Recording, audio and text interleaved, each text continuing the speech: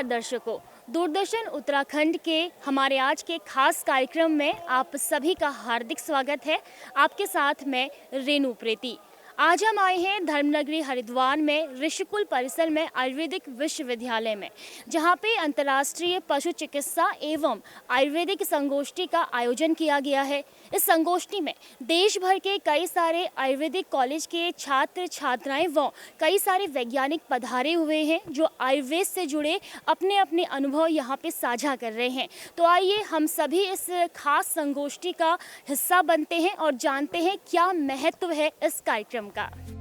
18 मार्च शनिवार को उत्तराखंड की धर्मनगरी हरिद्वार में अंतर्राष्ट्रीय पशु चिकित्सा एवं आयुर्वेदिक गोष्ठी का आयोजन ऋषिकुल आयुर्वेदिक विश्वविद्यालय में दीनदयाल कामधेनु गौशाला समिति के संयुक्त तत्वाधान में किया गया। गोष्ठी में देश भर के आयुर्वेद के छात्र छात्राएं एवं वैज्ञानिकों ने प्रतिभाग किया। कार्यक्रम में मुख्य अतिथि के रूप में केंद्रीय आयुष राज्य मंत्री डॉक्टर महेंद्र भाई मुंजपारा, गुरुकुल कांगड़ी विश्वविद्यालय के कुलपति प्रोफेसर सोमदेव शतांशु, संस्कृत विश्वविद्यालय के कुलपति प्रोफेसर दिनेश शास्त्री, राष्ट्रीय स्वयंसेवक संघ के अखिल भारतीय कार्यकारिणी सदस्य अजीत महापात्र, दीनदयाल कामधेनु गौशाला समिति के अध्यक्ष महेश गुप्ता एवं उत्तराखंड आयुर्वेदिक विश्वविद्यालय के कुलपति डॉक्टर सुनील कुमार जोशी व अन्य लोग मौजूद रहे। सभी मुख्य अतिथि ने कार्यक्रम में दीप प्रज्वलन कर कार्यक्रम का शुभारंभ किया, जिसके बाद कार्यक्रम में छात्र छात्राओं ने गौ वंदना एवं धन्वंतरी वंदना कर कार्यक्रम की शोभा बढ़ाई।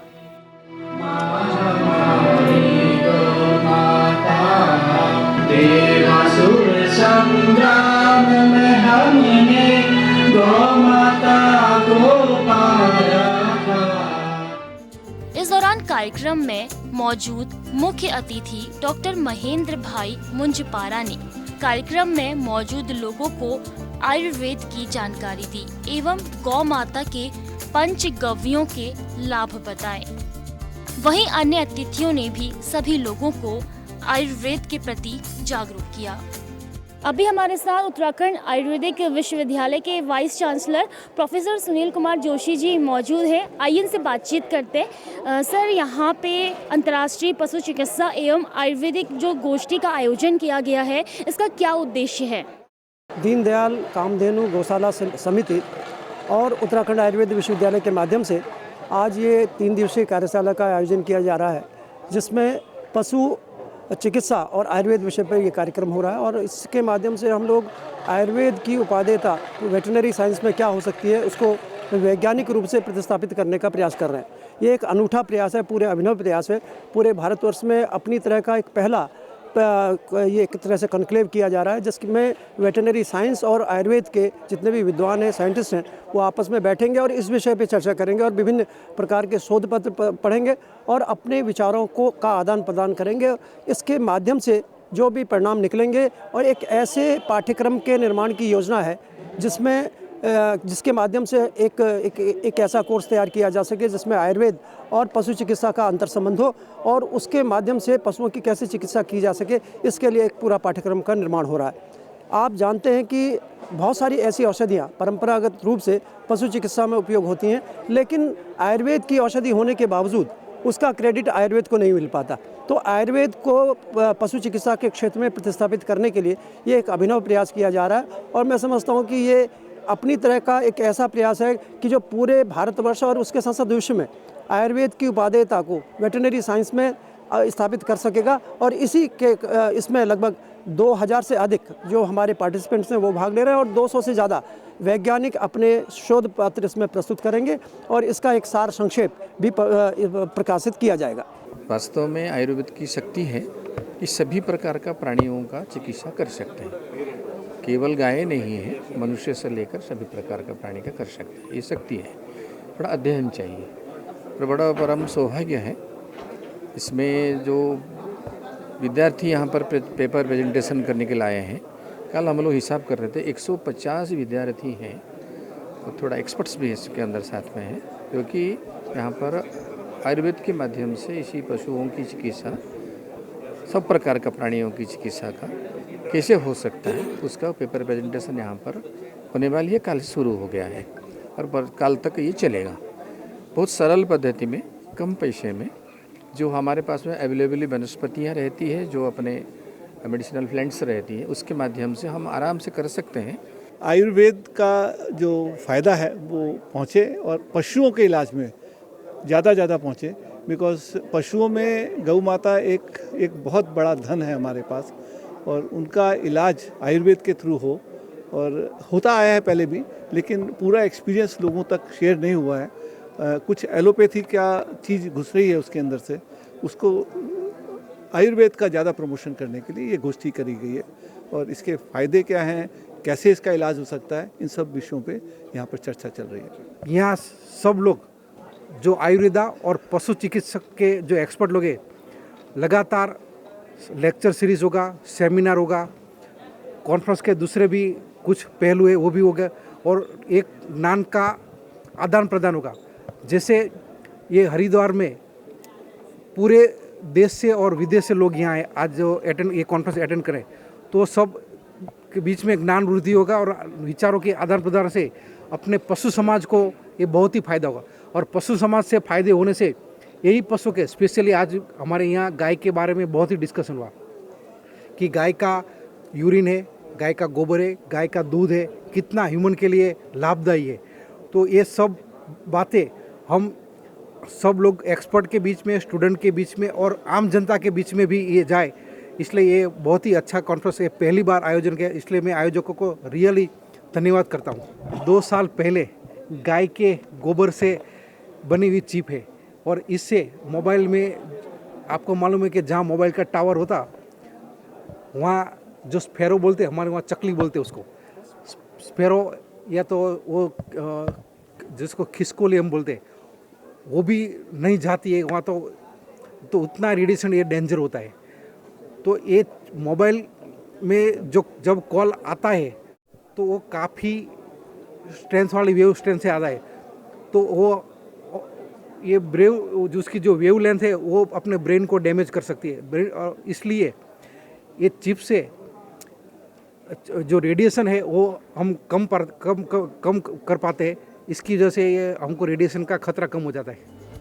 कार्यक्रम में प्रदर्शनी का भी आयोजन किया गया, जिसमें आयुर्वेद एवं पशु चिकित्सा को लेकर कई तरह के उत्पाद शामिल रहे। आयुर्वेद अब आफ्टर कोविड के बाद हम देख रहे हैं कि काफ़ी लोगों में प्रचलित भी हो रहा है। और जब हम लोग आयुर्वेद के छात्र थे तो हम लोग गौदुग्ध के बारे में पढ़ते थे, प्रवरम जीव न्यानाम क्षीरम उक्तम रसायनम, मतलब जो गाय का दूध होता है वो रसायन की तरह काम करता है, इम्यूनिटी बढ़ाता है। तो आज देख रहे हैं कि जो साइंटिस्ट हैं वो भी कि A2 उसमें होता है और गोल्ड पार्टिकल्स होते हैं, इस तरीके की बातें आती हैं। और आयुर्वेद में बताया गया है कि अगर गाय को हम जो मांस होती है, जो मांस की दाल होती है, उसके अगर पत्ते खिलाते हैं तो उसका जो दूध होता है वो वाजीकारक होता है, मतलब कि जो स्पर्म की प्रॉब्लम्स होती हैं या ओवरी की प्रॉब्लम्स होती हैं उनको ठीक करता है। तो ये एक तो पार्ट हो गया कि जहाँ पे हम लोगों को बताया गया है आयुर्वेद में कि कैसे हम लोग गाय का प्रयोग या फिर किसी भी जानवर का प्रयोग कर सकते हैं अपने स्वास्थ्य के लिए। लेकिन जो गाय का स्वास्थ्य या ऐसे जो जानवर हैं उनका स्वास्थ्य वो भी हमारे लिए बहुत ज़रूरी है, क्योंकि हम उन्हीं से चीज़ें लेते हैं। तो आयुर्वेद में भी ये इसका पहले वर्णन किया गया है, जहाँ पे कि अश्व की चिकित्सा, अज माने जो गौट होती है उसकी चिकित्सा और गाय की चिकित्सा के बारे में बताया गया है।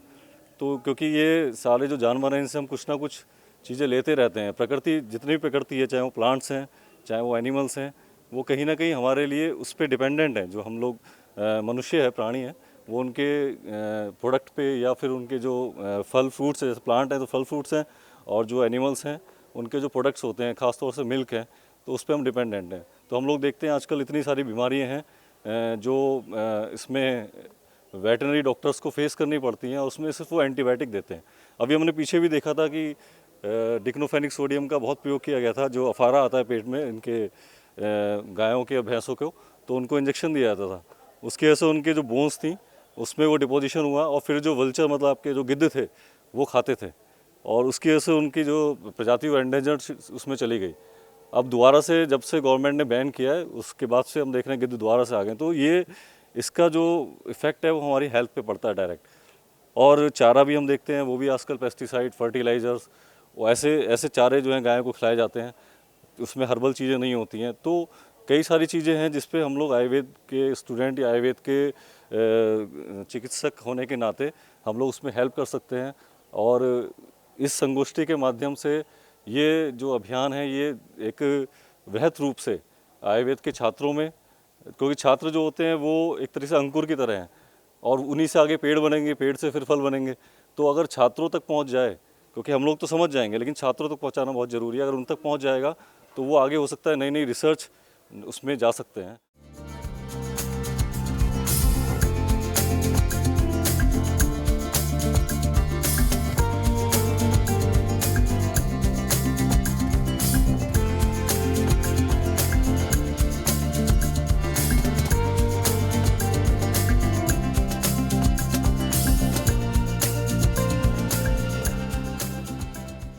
आज के संगोष्ठी कार्यक्रम में यहाँ पे प्रदर्शनी का भी आयोजन किया गया है, जिसमें भारतीय गौ माता के पंचगव्यों से निर्मित कई प्रकार के पदार्थों को भी प्रदर्शनी में प्रदर्शित किया गया है। यहाँ पे हमारे साथ इस प्रदर्शनी की एक मैम मौजूद हैं, हम इनसे बातचीत करते हैं और जानते हैं कि इस स्टॉल में क्या क्या निर्मित उन्होंने किया हुआ है। कामधेनु समिति जो है उनके कोलैबोरेशन से हमने एक यहाँ संगोष्ठी आयोजित की है जो कि अंतर्राष्ट्रीय है और उसके साथ साथ प्रैक्टिकल वर्क की दृष्टि से प्रदर्शनी की हुई है। तो प्रदर्शनी में हमने पशु को जो उपयुक्त आयुर्वेदिक प्रोडक्ट्स है उसके बारे में हमने प्रदर्शन किया हुआ है।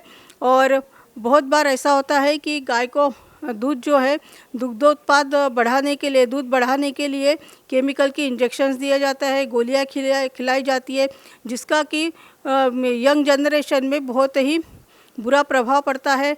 यंग बॉयज़ जो है उनको गायनोकोमेशिया तक हो सकता है। तो इतना थ्रेटनिंग केमिकल होता है ये जो दूध बढ़ाता है। तो उसको ऑप्शंस क्या है आयुर्वेद में, ये हमने इस प्रदर्शनी में दिखाए हुए हैं। बड़े बड़े जो संहिता है, हारित संहिता है, पाराशर संहिता है, अगस्ती संहिता है, ये ग्रंथों में बंद पड़े हुए हैं। क्योंकि हम मानव जात के लिए तो आयुर्वेद कितना उपयोगी, हमने कोविड में देख लिया कि आयुष काढ़ा कितना चला। तो वैसे ही पशुओं के लिए भी आयुर्वेद कितना लाभकारक है, ये दिखाने के लिए हमारी यूनिवर्सिटी उत्तराखंड आयुर्वेद यूनिवर्सिटी ने और हमारा कॉलेज जो है ऋषिकुल आयुर्वेद परिसर में ये भव्य प्रदर्शनी लगी हुई है। इसमें सभी आयुर्वेदिक कॉलेज ने पार्टिसिपेट किया है, वेटरनरी कॉलेज ने पार्टिसिपेट किया है, आयुर्वेदिक फार्मासिस्ट ने पार्टिसिपेट किया है, योग और सिद्ध योग ने भी पार्टिसिपेट किया है। तो ऐसे ही संगोष्ठी के साथ साथ एक अप्लाइड काम प्रदर्शनी दिखाना ये बहुत ही स्तुत्य कर है और मुझे लगता है इससे समाज को बहुत फ़ायदा होगा।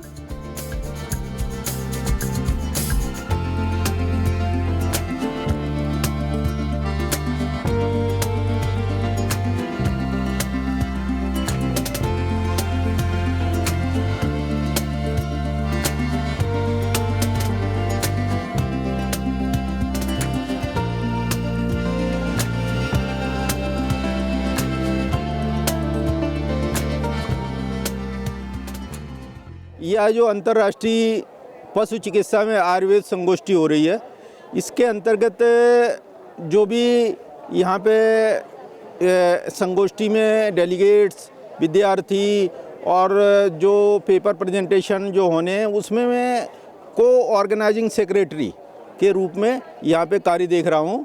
यहाँ पूरे भारत से और उत्तर प्रदेश, खासतौर उत्तर प्रदेश और उत्तराखंड, इन दोनों जगह से करीब 2000 आयुर्वेद के छात्र छात्राएं, डेलीगेट्स, फैकल्टी मेंबर्स ये आए हैं और करीब 500 पेपर प्रेजेंटेशन होगा। ये अपने तरह का एक नया सब्जेक्ट है कि आयुर्वेद से पशुओं की चिकित्सा, ये अपने आप में एक नया सब्जेक्ट है और ये पहला कॉन्क्लेव यहाँ पे हो रहा है।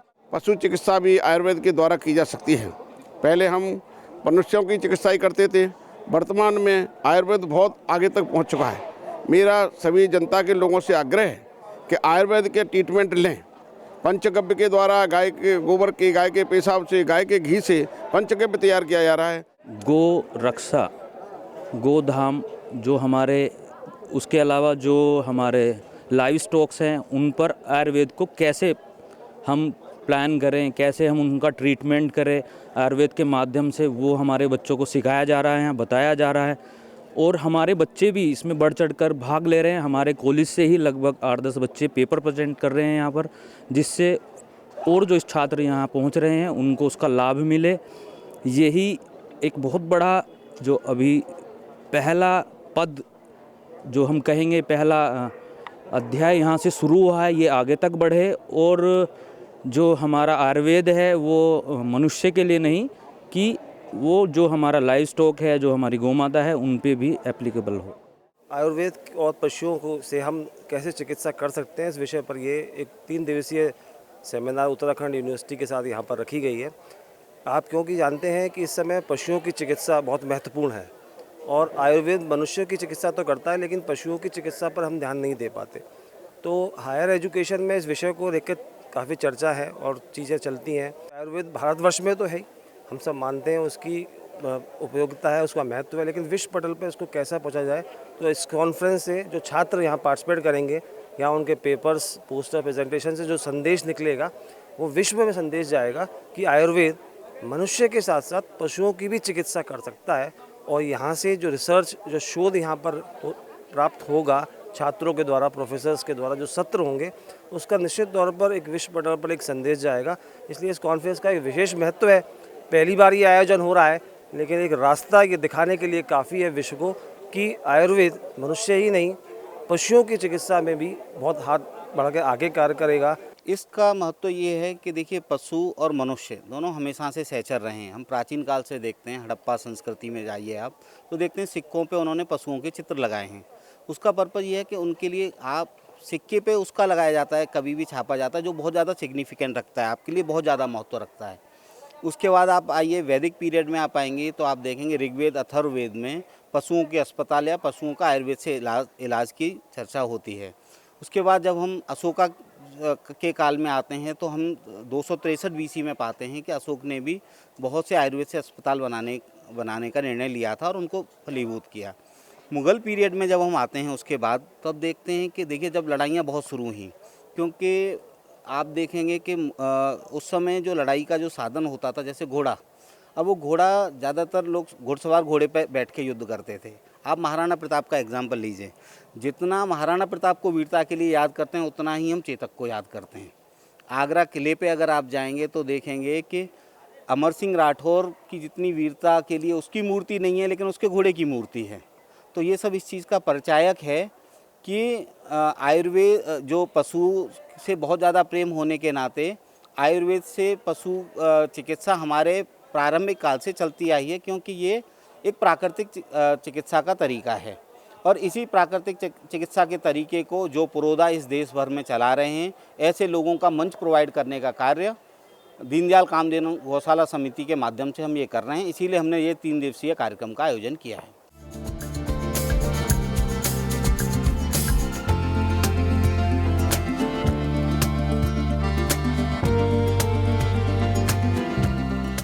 अंतर्राष्ट्रीय पशु चिकित्सा एवं आयुर्वेदिक संगोष्ठी में देश भर के कई सारे आयुर्वेदिक कॉलेजों के छात्र छात्राएं पहुंचे हुए हैं और यहां पे कई सारी बातें सीख रहे हैं, कई सारे सुझाव वो अपने दे रहे हैं। आइए सीधे उनसे बातचीत करते हैं और जानते हैं कि यहां पे आके उन्हें कैसा अनुभव मिला। आज की डेट में आयुर्वेद का काफ़ी ज़्यादा महत्व हो चुका है। आपने जो कोरोना काल में देखा था, और कोरोना के बाद से इसका इम्पोर्टेंस और ज़्यादा भी हो गया है। और हमारे माननीय प्रधानमंत्री जी भी बहुत कुछ किया इसके लिए, एक मंत्रालय भी बनाया, इसके लिए हम बहुत काफ़ी खुश हैं।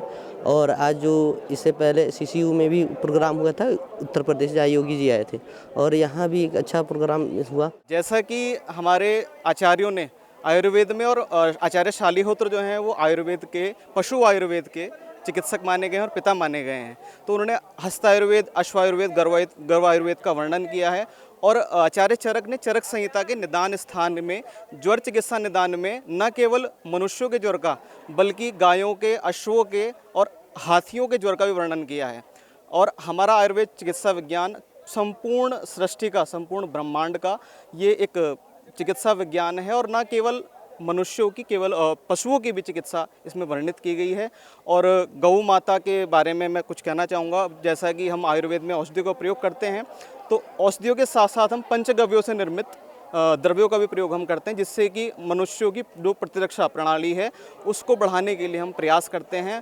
और इसके माध्यम से संपूर्ण विश्व में भारत की एक छवि अच्छी स्थापित होगी और गौ माता के लिए और भारत माता के लिए हम सभी निरंतर प्रयासरत हैं। और संघ का स्वयंसेवक होने के नाते और आयुर्वेद का विद्यार्थी होने के नाते ये हम सभी का परम कर्तव्य है कि अपनी भारत माता को विश्व पटल के स्थापित करें। जैसे कि यहाँ पर जो प्रथम सम्मेलन है आयुर्वेद का, जो जिसमें बताया जा रहा है कि ना केवल मनुष्य की चिकित्सा बल्कि जो हमारे पशु हैं, गाय हैं, बकरी है, जो जितने भी पशु हैं उनकी चिकित्सा भी आयुर्वेद के द्वारा की जा सकती है।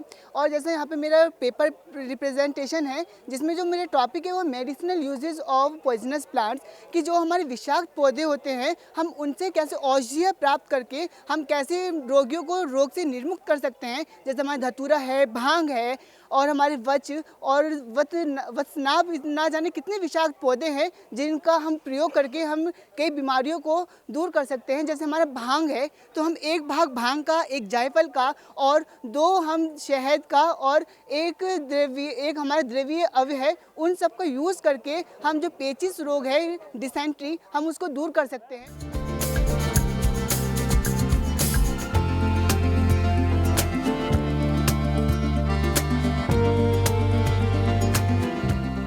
आयुर्वेद एक प्राचीन चिकित्सा पद्धति है जो आज लोगों के जीवन को सुधारने व उनके स्वास्थ्य को लाभकारी करने में काफ़ी सहायक सिद्ध हो रही है। धर्मनगरी हरिद्वार में आयोजित अंतर्राष्ट्रीय पशु चिकित्सा एवं आयुर्वेद संगोष्ठी का भी यही उद्देश्य रहा कि यहाँ आए सभी लोग आयुर्वेद को भली भांति जान पाएं। इसके साथ ही यहाँ आए वैज्ञानिकों ने भी सभी लोगों को आयुर्वेद के प्रति जागरूक किया। उनका यही कहना था कि आयुर्वेद न केवल मनुष्यों के लिए बल्कि पशु चिकित्सा में भी काफ़ी ज़्यादा सहायक है। आज पशुओं की भी कई सारी बीमारियां हैं जो आयुर्वेद से बिल्कुल ठीक हो रही हैं। हम उम्मीद करते हैं कि आपको भी हमारा ये कार्यक्रम पसंद आया होगा और आपने भी इस कार्यक्रम के माध्यम से आयुर्वेद की बारीकियों को ज़रूर समझा होगा। फिर मिलेंगे नए कार्यक्रम में, तब तक के लिए नमस्कार।